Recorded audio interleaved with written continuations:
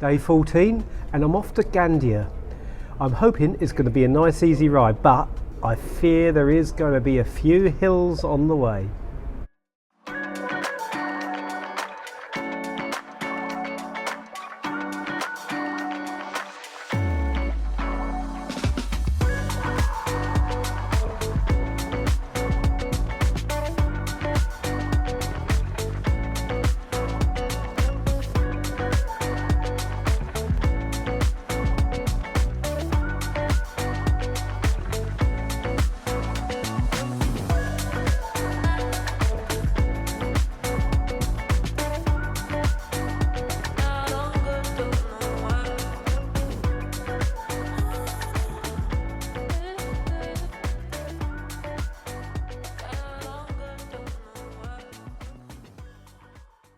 This is a free villa at Albia, just outside Benidorm.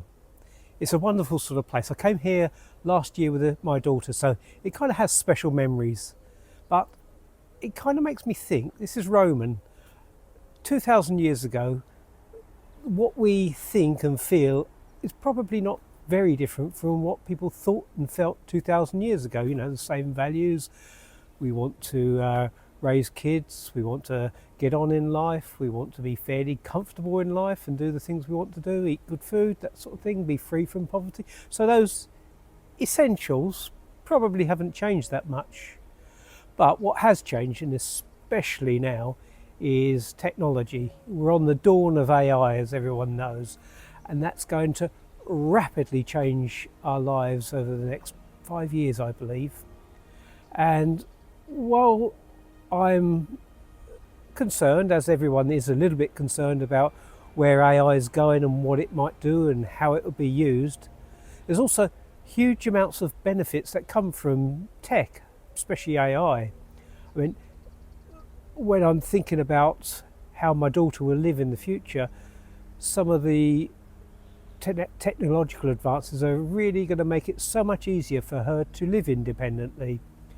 And in this respect, I'm kind of thinking about smart homes, in all honesty, you know, where you have a central hub that if it detects that someone hasn't used the toaster for 3 days, or if there's been no movement in the house even though someone's come through the door, it raises the alarm, that sort of stuff. You know, I know they've been trialling that for quite a while at some universities, and I think it's just around the corner. I mean, the application is probably more for an older clientele than our children in particular, but I think it can make our children safe in their home environment later.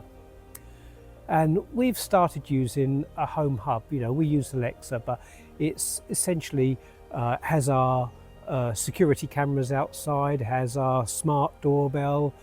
We use it for reminders all the time. You know, if we ever want to do things, we just ask it, you know, what's the weather like going to be today? What's on my schedule going to be like today? And all of these things.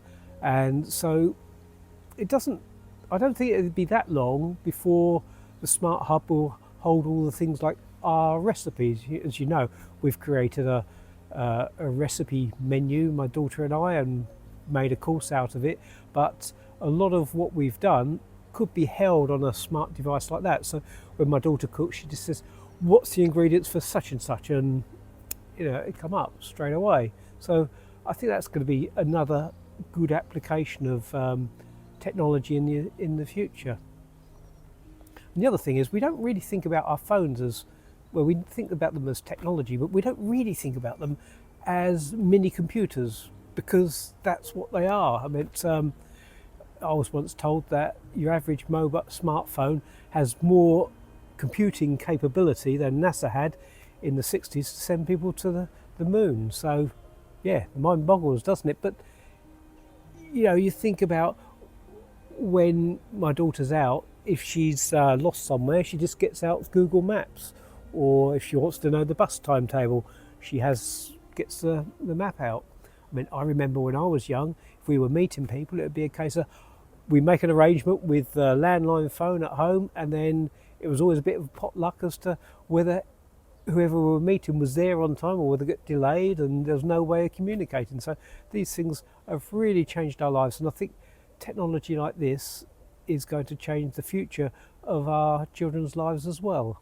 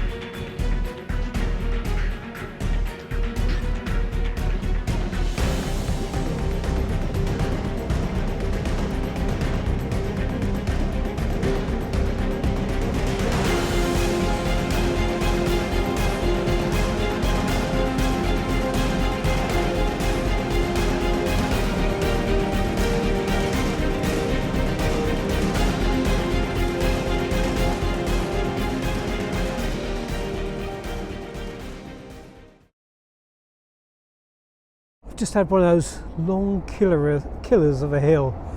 It's gone up for miles. Oh yeah, miles. I say miles. It probably has gone up for miles. Each time I got to a bend, I thought, this is it. The top is just round that bend, and then it's downhill. This went on about 3 times, and I've just climbed and climbed and climbed. I think I must be getting a bit fitter though, which is good. I kind of hoped that would be the case. In the first couple of weeks, this sort of hill would have really taken it out of me. It's just now I'm tired, but the demoralising thing is you see people come past on their electric scooters and they just go past you effortlessly, and all these fit cyclists as well. Although they're not carrying weight, their cadence, that is their pedal rotations per minute, is so much more than mine, so they're obviously fitter, but yeah, they're not carrying the weight. That's my excuse. I'm going to stick to it.